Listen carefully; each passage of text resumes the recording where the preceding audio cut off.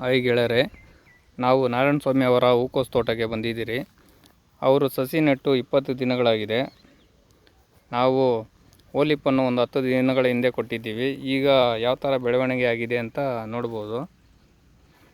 ನೋಡಿ, ಅದರ ಬೆಳವಣಿಗೆ ತುಂಬ ಚೆನ್ನಾಗಿ ಆಗಿದೆ. ಎಲ್ಲ ಒಂದೇ ಸರಿ ಸಮಾನವಾಗಿ ಬಂದಿದೆ. ಎಲೆಗಳು ಅಗಲವಾಗಿ ಬಂದಿದೆ, ನೋಡ್ಬೋದು. ಅವರು ಇದು ಸುಮಾರು ಅರ್ಧ ಎಕರೆ ಜಮೀನಿಗೆ ಹಾಕಿದ್ದಾರೆ. ಹಾಗೂ ಅವರು ರೈತರನ್ನ ಒಂದು ಸರಿ ಮಾತಾಡ್ಸೋಣ.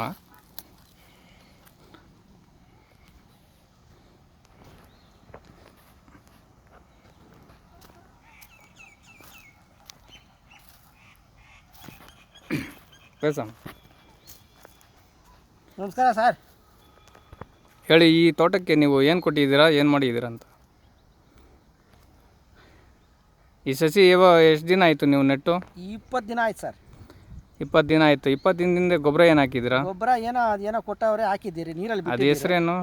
ಹೆಸರು ಏನೋ ಗೊತ್ತಿಲ್ವೇ? ಓಲಿಪ್. ಓಲಿಪ್ ಕೊಟ್ಟಿದ್ದೀವಿ. 10 ದಿನಗಳಿಂದ ಕೊಟ್ಟಿರೋದು ಅಂತ. ಹೌದು 10 ದಿನಗಳಿಂದ ಕೊಟ್ಟಿರೋದು. ನೀರಲ್ಲಿ ಸರ್, ಅದು ನೀರಲ್ಲಿ ಬಿಟ್ಟಿದ್ದೀರಿ. ಓಲಪ್ ಅಂತ ಬಿಟ್ಟ ಮೇಲೆ ಡೆವಲಪ್ಮೆಂಟ್ ಬಂದಿದೆ. ಈಗ ಚೆನ್ನಾಗಿದೆ ಗಿಡ. ಇಲ್ಲಿಂದ ಆಚೆ ಏನು ಕೊಡಬೇಕೋ ಅದು ನೀವು ಕೊಟ್ಟಿದ್ದನ್ನು ಬಿಡ್ತೀರಿ. ಈ ಸತಿಗೆ ಪರವಾಗಿಲ್ಲ, ಬೆಳೆ ಚೆನ್ನಾಗೈತೆ. ಓಕೆ, ನೋಡಿದ್ರ ಫ್ರೆಂಡ್ಸ್, ರೈತರು ಹೇಳಿರೋ ಮಾತು ಕೇಳಿಸ್ಕೊಂಡ್ರ? ಇದೇ ರೀತಿ ಎಲ್ಲ ರೈತರಿಗೂ ನಾವು ಅವರು ಬೆಳೆಯೋದಕ್ಕೋಸ್ಕರ ನಾವು ಸಹಾಯ ಮಾಡ್ತಾಯಿದ್ದೀರಿ.